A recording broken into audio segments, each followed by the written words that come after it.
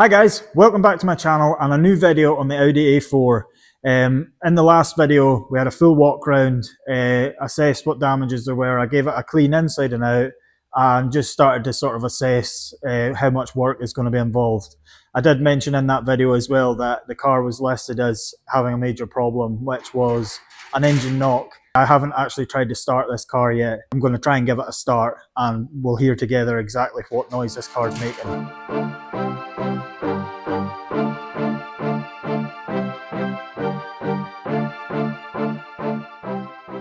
So now that I've got the car in the air, I want to have a look to see, I think the main thing is going to be evidence of oil leaking from the car, and that'll give an indication of whether it's dropped its oil or not. So let's have a quick look.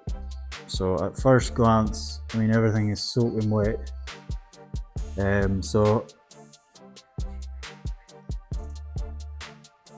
It's quite hard to tell. That's definitely oil up there.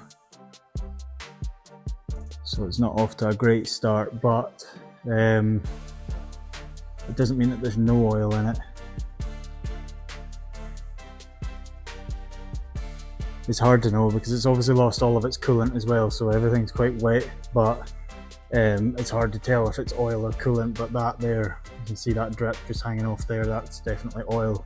So there's no signs of anything obviously broken. This is a plastic sump and I'm not seeing any obvious signs of anything broken or leaking out of the seal or anything, but I don't know if I'm going to be able to find it or get it on camera.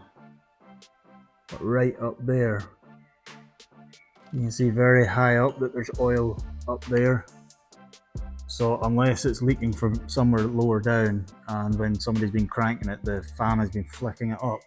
So I think probably the best course of action is to just remove this rad pack off of here, and then I'll be able to actually see. I'll also know that if I'm going to turn it over, that there's nothing, because that's deformed inwards, that it's not clashing with anything. That's what I'll do next.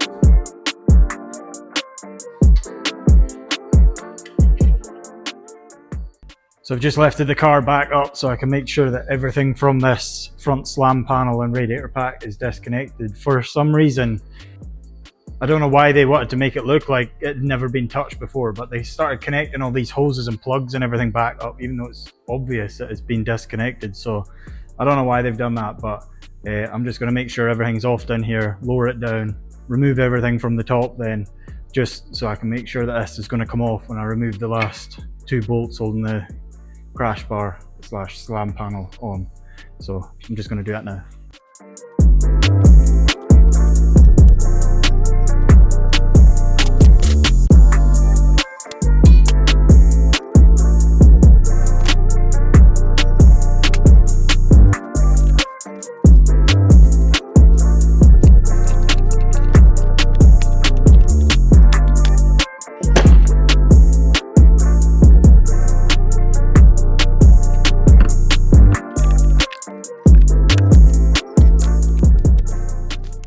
Right, so I believe that should be everything disconnected now. I think this whole radiator pack should come off.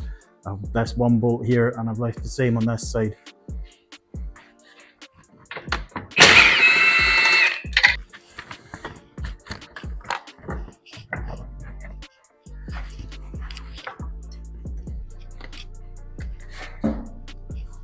So now that we have the rad pack removed, we can get a little bit of a better look as to what's going on here.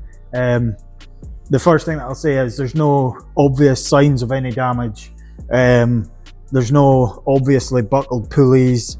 The plastic sump on the bottom. I'll show you in a second, but it's a plastic sump. There's no cracks or bits missing or anything obvious.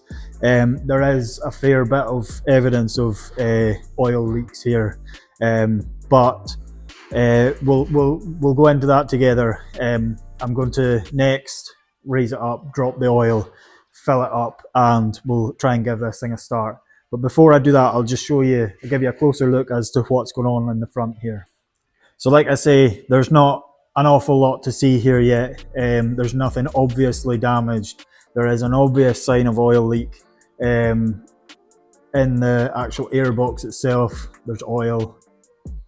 The actual pulleys and everything, nothing looks untoward. Belt is intact and still tight. There is a fair bit of pulling down here of oil. Now, what I thought that could be is, I thought maybe this crank pulley might have taken a knock and maybe the actual seal behind that has gone, and that's where that pull is coming from down there. But there's nothing conclusive, because I mean there's evidence of oil up here. Some of this could be historic, some of this could be from the crash. I really don't know. But I think what I'm going to do is I'm going to give all of this a wipe down. I might clear all sort of evidence of oil leaks, and hopefully if there is any current leaks, which there obviously is, but if wherever it's leaking from, hopefully I'll be able to see where it is. The other thing is, which I'm going to do anyway, here is a tube for a dipstick. So it's got a blanking plug on there at the moment. So regardless of this issue, I'm still going to drop the oil and all the rest of it, but I'm going to get a dipstick for that, because just out of principle, that just annoys me. So let's do what I've just said there, give us a clean, and we'll take it from there.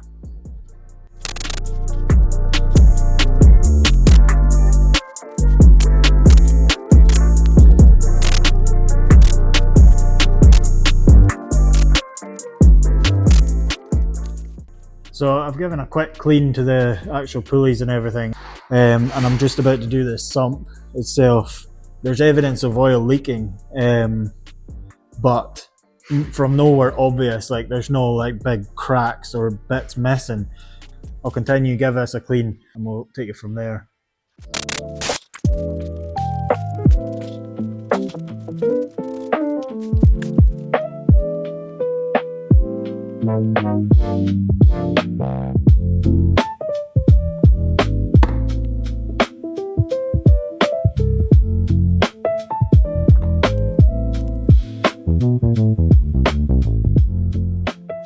So there's actually quite a lot of oil in there, which would usually be good news, but I'm actually taking that to be a very bad sign.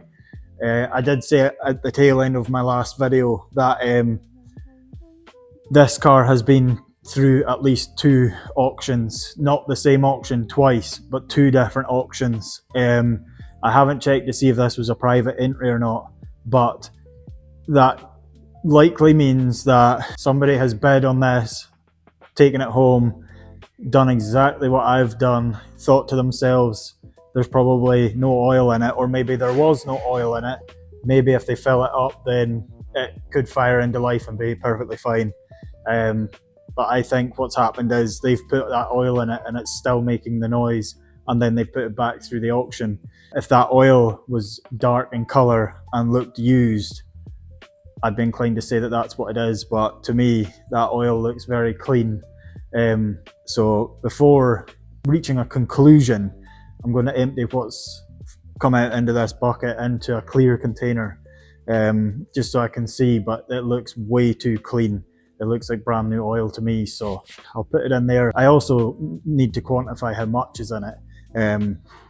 It looks to me like there's enough. It's supposed to be between 4.5 and 5.5 litres, so say 5 litres.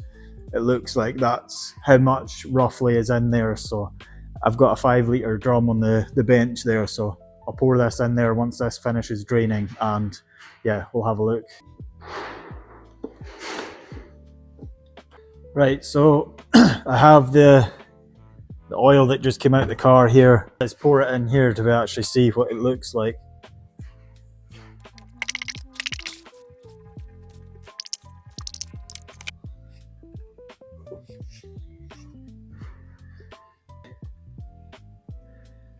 I'm not sure how well the camera picks it up, but it's like a very green colour. I can't decide because it doesn't look like old oil, but it doesn't look like new oil either. So I'm not sure because it's pink coolant that's in the car, so it's not like it's green coolant and that's tinging it because they're mixing or anything. It looks like an okay sort of consistency, but it's just very green. I don't know. So it says it needs 5.5 litres, and this is a 5 litre drum here. So that's probably about 4.5 litres. So I think I'll put this in to see what it does. I do have some 5W30, like I said, so I can top it up with some if I need to. But there's no particles, there's no metal fragments or any shiny material in the oil itself. I'm going to put a bit of this 5W30 in. Right, so I've put a clean piece of cardboard underneath as well, just so I can see anything that might come out of the engine. At least then it'll give an idea of what area it's coming out of, rather than it just going all over the floor. So I did try and crank it there, but there's not enough power going to the battery yet, so I'm going to let the battery charge for a minute. But while I was doing that, I actually thought what might be a good use of time would be to throw a code reader on this, just to see what codes are there, just in case it's anything timing related, or there's any sensors or anything that's going to prevent it from operating correctly. I'm not hopeful. Everything that I've tried so far and everything that I've started doing, there's evidence of this car being tampered with. So even the OBD port to plug the code reader in is like loose and sitting in there. So somebody's obviously been in there as well. So it's not looking good, but I'll stick the code reader in and see what it says, and we'll take it from there.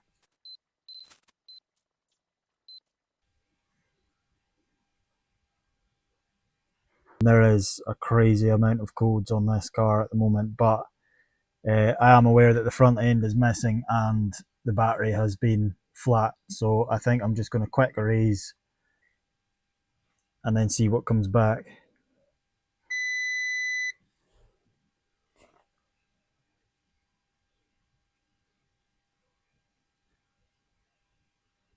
And then I'm going to run a scan again. The beeping in the background is it's saying stuff about the headlights, and the TPMS isn't finding the tyre that I've removed off of it and stuff. So there's still a lot of codes on here.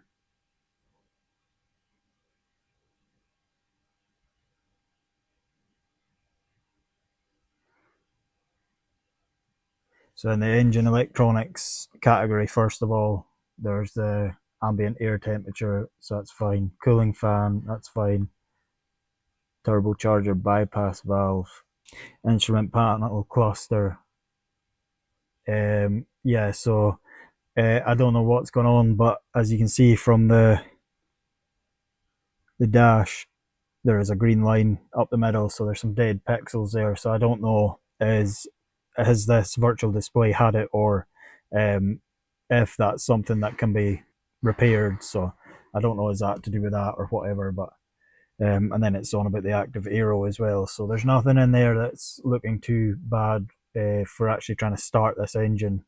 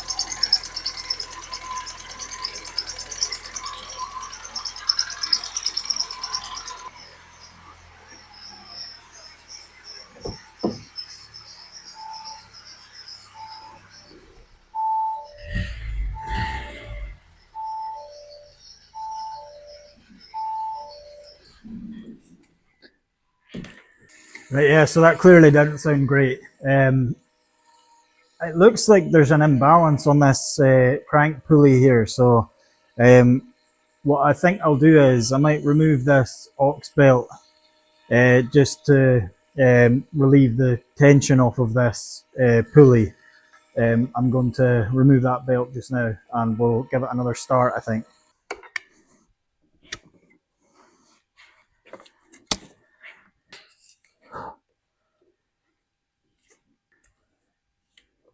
Nothing's conclusive yet.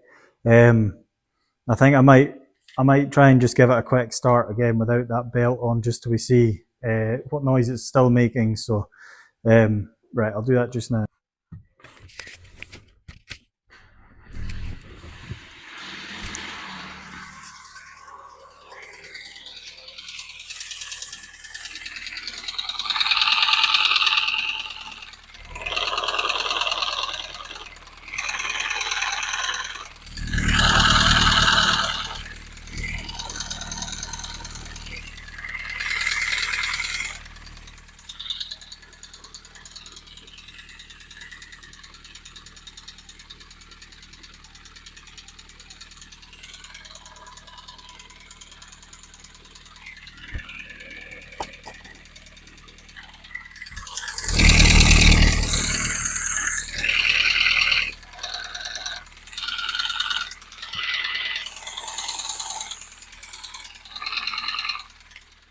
So I've done a little bit of work off camera. I did a compression test across all the cylinders, and there was absolutely no issues there. Everything was the same. There's plenty of compression all around, so that indicated nothing. I took all of the spark plugs and coil packs out, and actually put my borescope down each cylinder just to see if there's any indication of damage, bore score, anything like that at all, timing issues or anything. So that basically showed nothing. So my next protocol is I'm going to check to see, I'm not sure what it is that's making this noise, but the first thing that I wanted to check was maybe a broken tensioner or a broken guide for the chain. So I'm going to remove the crankshaft pulley. So guys, that's going to be a wrap for today's video. It was quite good to actually hear what this car is doing. Obviously it was just described as a knocking, so to actually hear it is a step forward, because it sort of is the start to finding out what's actually wrong with it to cause this.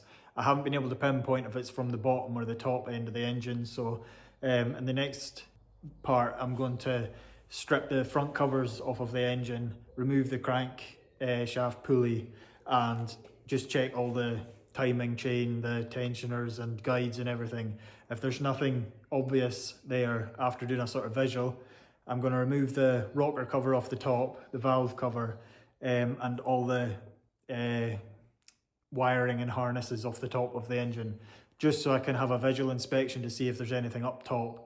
And if I don't find anything there, the next thing is obviously going to be, I'm going to look at sort of bearings and the actual crankshaft itself and go in the bottom end. So the next video is going to be a strip down, and I will get to the bottom of this issue and either determine if it's fixable. If it's definitely going to be fixable, but it's whether it's economical to fix it, or will I just get a replacement engine and put that in. So we'll come to that conclusion at the end of the next video, but thank you very much for watching.